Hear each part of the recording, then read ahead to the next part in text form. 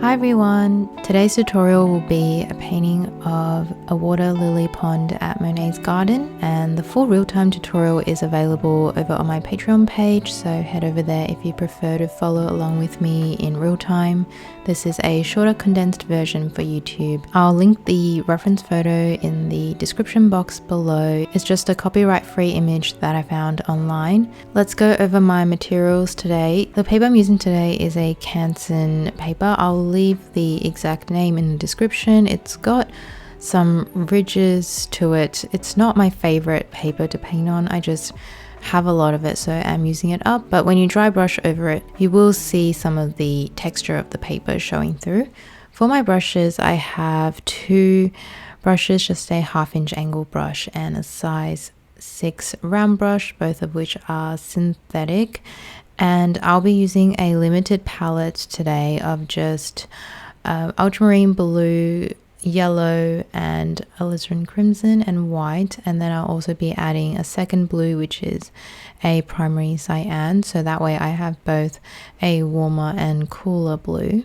And for the drawing, it's fairly straightforward. The horizon line, I've placed it just a little bit above halfway. I will say that I made a couple of small changes to the reference image. I just painted over it in Procreate and made a few small adjustments so that the water lilies had a little bit more of a flow or rhythm to it, and you can find the original reference in the link below.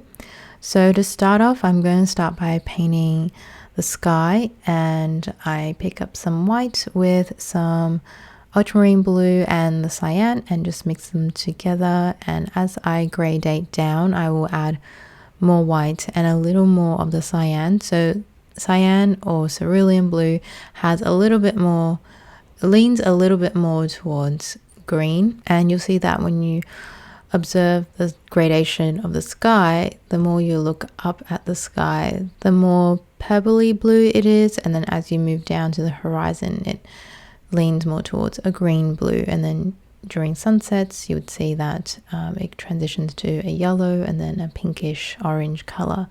So that's what I'm doing as I'm transitioning down, just adding a little bit more of the cyan, a little bit of yellow, and a tiny touch of alizarin crimson. And I'm using the gouache in a fairly creamy consistency, so it's easy for me to get good coverage over the paper.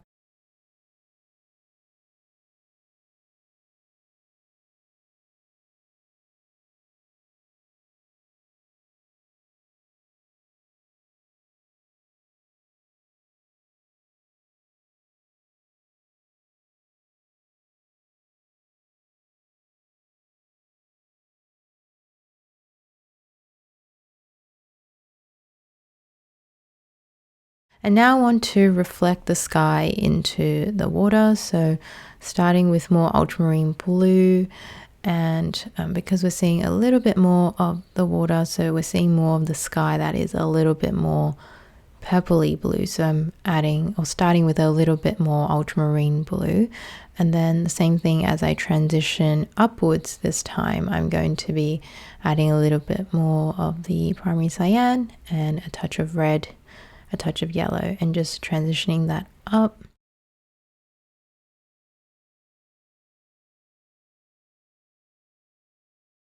And in this case, it would be better if you painted over the edges of where the reflection of the trees are. I left too much of a gap, and later you'll see that I come back and try to patch the gap with matching the sky color, which is a little bit difficult to do. So I would recommend that you paint the sky into the trees so that when you come back to paint the trees, you can just paint on top of the sky.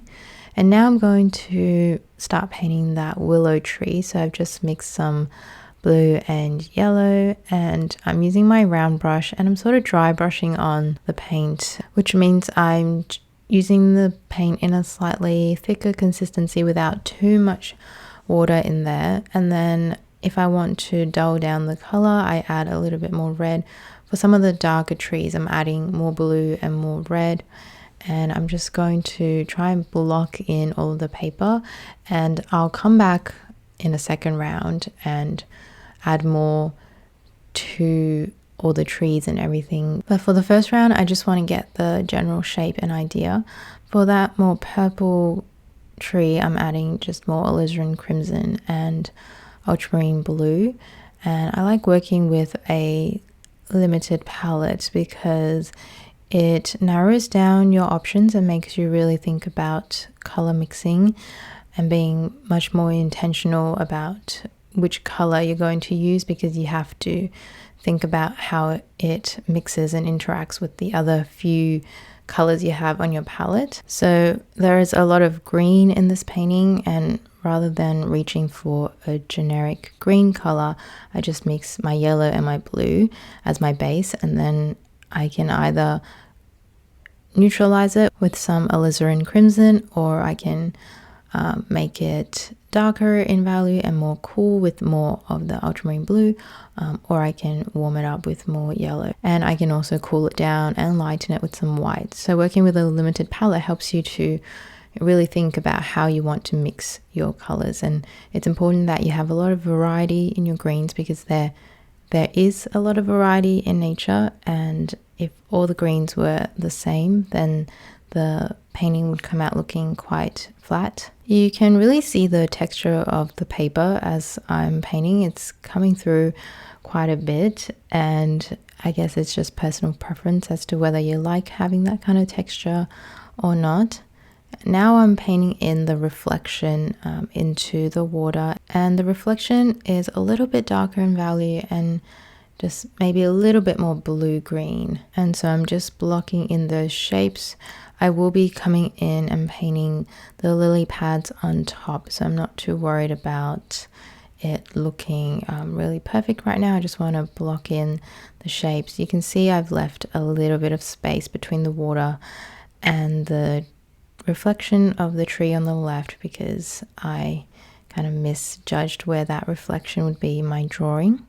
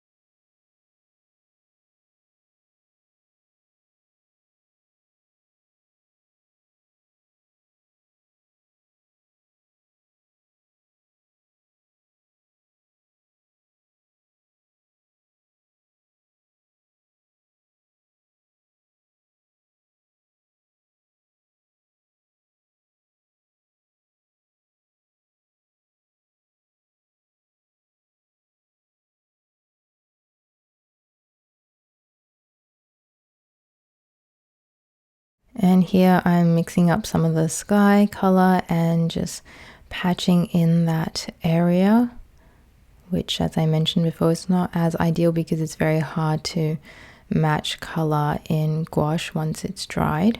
So now I've covered all of the white of the paper, and I'm going to go back and darken some of the darker areas. So if I kind of squint down at the reference image and then flick my eye back and forth between the reference and my painting, I can see that I'm just lacking some of the darker shadows in there, which the darker shadows help to ground the trees and make them feel like they're set in space. So I'm just dry brushing in some of those darker shadows. So if I want to go a little bit darker with my value, I'm just using a little bit more ultramarine blue and red in the mixture, and still finding subtle varieties within the greens as I'm going. You'll see that I'm constantly going back to my mixing palette to temper the greens and push them warmer and cooler, or lighter and darker, or just slightly shifting the hue a little bit.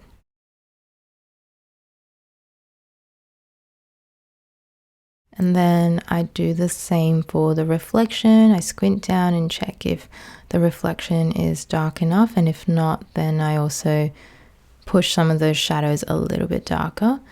And then I'm going to start painting on the lily pads. I also give my gouache a quick mist so that they don't dry out on the palette. And for the lily pads, I'm just mixing up some white with yellow and primary cyan and ultramarine blue, and I'm just going to paint them in. I also vary the color as well of the lily pads, so in some areas it looks a little bit more blue-green, and other areas a little bit more yellow-green, and then there's hints of red and purple in there as well. So I'm constantly modifying the color slightly as I'm painting, and the value as well. And they also help to cover up any areas where the edges are too hard, so you can use it to soften edges by painting some lily pads over the edge where the reflection of the tree meets the water.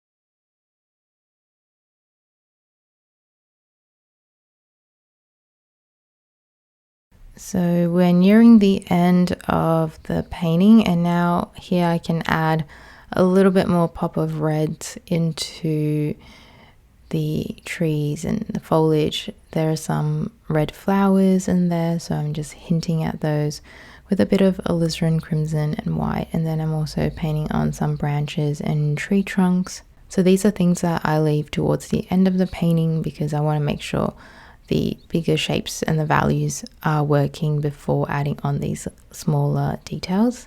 I hope you enjoyed this tutorial. This one is pretty straightforward. I would say it's not too difficult of a painting. And if you have any questions, let me know in the comments. I hope you had fun painting along, and I'll see you in a future video.